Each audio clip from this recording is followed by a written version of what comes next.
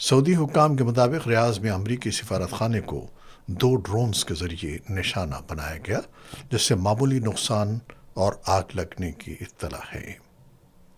امریکی صدر Donald Trump نے کہا ہے کہ ایران کے خلاف فوجی مہم کئی ہفتوں تک جاری رہ سکتی ہے اور واشنگٹن تہران کی میزائل اور جوہری صلاحیت کو ختم کرنے کے لیے ہر ممکن اقدام کرے گا۔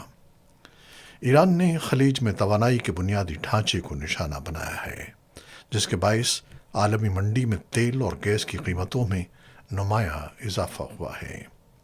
قطر کی سرکاری پیٹرولیم کمپنی نے 2 تنصیبات متاثر ہونے کے بعد LNG کی پیداوار عارضی طور پر معطل کر دی ہے۔